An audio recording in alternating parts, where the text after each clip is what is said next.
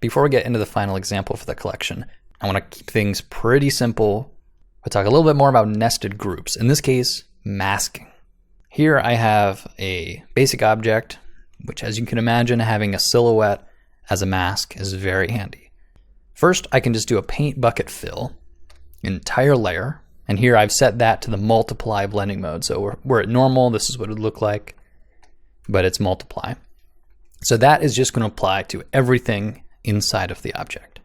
Now, what if I wanted to do some like big paint stripes, almost like crazy camo? I don't know if you're familiar with the term razzle dazzle from World War II. Anyway, there are really like wild camo stripes. I could paint those with a brush. We'll say, just painting them like big strokes. So I can make a couple layers, do it this way. That's looking okay. As you can see, this is wrong for a number of reasons. First, it's going on the tires, which is not a place I want it. Also, it's totally white, so it's a little bit too visible in certain areas. So I want to think about the quickest way that I can kind of wrestle it into position without giving up the flexibility of shifting these layers around. So as you might have guessed, I'm going to start by selecting all those 4 new camo layers and group them. I'll call it stripes. And this is a group that's inside of the main silhouette. So already, even though stripes is totally unmasked, it's looking up in the layer stack and it sees that it's getting this silhouette mask. So even though I didn't mask these stripes, they're already receiving the parent mask, as in the mask of the group that they live inside of. But the beautiful thing about masking is that each group and each layer can have its own mask. So I'm going to just lower the opacity a little bit just for a minute here. And that's the whole group, and that's not mask, that's just the opacity. One thing I might want to do is just to mask away some kind of weathering on some of these corners. So I can apply an empty mask to the stripes group, and I can paint with a soft brush. Here I'm using black. And then I can just kind of paint in weathering. Now that's too much of an effect. I want to be more subtle about it. But I can just kind of knock away paint where it wore off on these edges. And because they're all in the same group, it doesn't matter which stripe I'm masking, they're kind of all being weathered equally. And this means if I were to shift around any of those stripes, it wouldn't matter because the mask is attached to the group. So this is step 1. Now another thing I might want to do is to say anything in this group I actually don't want to be as visible on the shadow side. So for that, I could take the whole group and apply some blend if to the resulting layers. Now, I don't care about this layer because it's all just white. What I do care about is the underlying layer. In this case, I don't want the white as visible where there are shadows. So I'm going to be modifying this arrow here, and you can see I can completely remove it, and that might be too much. So maybe I'll break this apart and have kind of a fall off. So it's halfway transparent display where it's in shadow. It's looking pretty good. Okay. I also don't want it over the tires, so I'm actually going to go back to the mask here where I was kind of weathering those edges. Make it 100% again. There we go. Okay, so we're full visibility now. Sorry for getting ahead of myself. So I don't want it on the tires. What I'm going to do is just paint inside the mask with black. Just anywhere where there's these tires, I don't want white.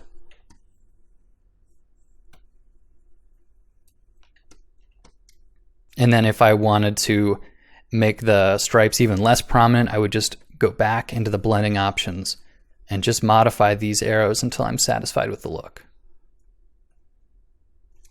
Okay.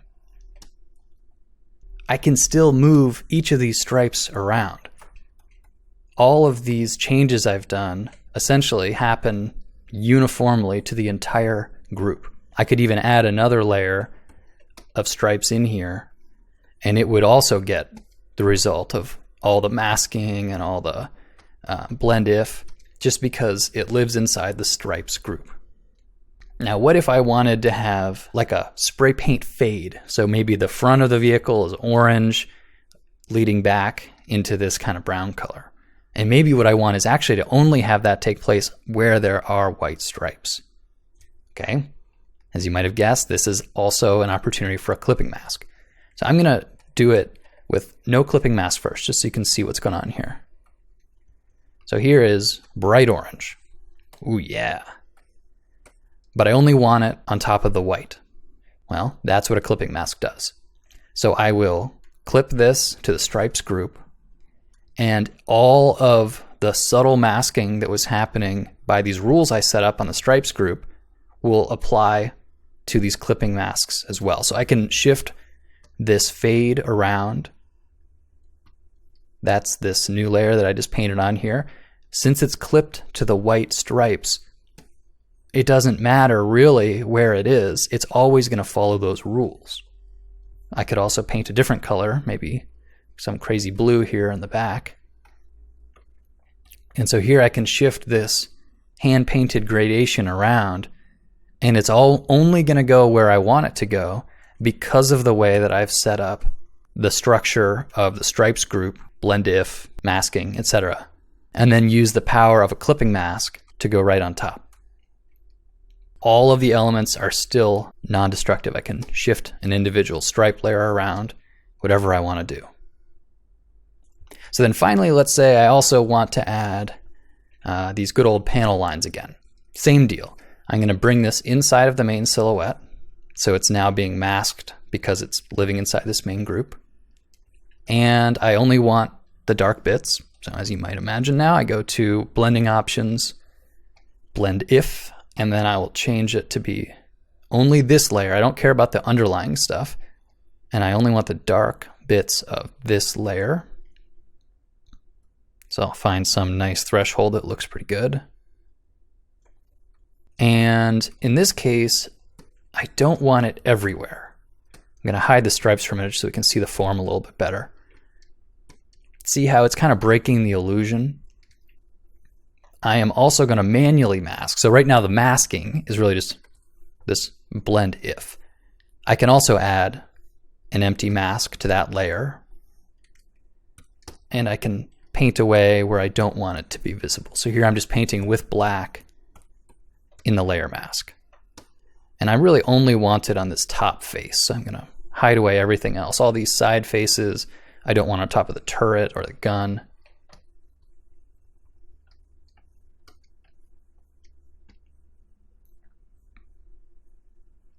So when we look at this, it is being very carefully controlled. The opacity of the layer is being very carefully controlled. And we can actually visualize these masks pretty quickly. So if I hold on Alt and click on a mask thumbnail, you can see it in black and white. This mask is benefiting from being inside of the main silhouette mask. So it's only going to be visible in these white pixels, not in the background. And then I also manually masked just that layer. So here, this is that thing where I painted out around the edges, painted out around the turret, and painted out on this little overlap. But you can see this was not a carefully painted mask. But I didn't need to be careful because so many of the edges were already controlled by this mask. So if you really think about it, Photoshop is combining a bunch of different masks just because of the way they live in these subgroups, these nested groups. And this is something that you stop even thinking about actively, but use constantly. Let's say I wanted to add just another stripe here. So I'll pick a visible color. I paint it in, and really I only want it on this top face. So I can add an empty mask and then paint away part of it. But maybe what I actually wanted to do is paint a stripe on a new layer over here. Well, already I got one edge for free because it's living inside of the main silhouette. But then I can add a mask and just maybe do those other 3 edges that I didn't get for free. So if we look at the mask on that layer, it's nothing special. I just carefully worked on those 3 relevant edges. But the reason it looks so clean is mainly because of the work put into the original mask. So as you'll find, the more careful you are with the way you structure your layer groups and your masks, you don't need to work very hard. It's not a lot of manual labor to get things hidden and revealed just the way you want them. It really all comes down to understanding how the tools interact with each other. So let me get rid of these couple stripes here and turn back on first the white stripes and then also the fade on top. This here might be a bit of a mess, and clearly the colors are not all that beautiful, but I hope it illustrates a really important point, which is that each of these elements is still separate and interactive, and I can shift anything around. I haven't lost flexibility. I can add elements, remove elements, and yet I still have some really powerful control over this object because I fully understand things like blend if and clipping masks and how those all interact with one another. And I think the end result is an extreme level of control, which just means you can be more creative and do more experiments. So with the remaining time in the series, we're actually going to go back to the real illustration and see these things in action. But I think you could stop watching now and just practice these skills on the most basic of documents. Because eventually, once you internalize how all these tools work together, you're not going to think about it, and you're just going to use it in every painting you do. But while you're learning them, take design out of the equation. Practice on the basic worksheets I include, and just learn the tools. Okay, enough said. Let's get to the fun stuff.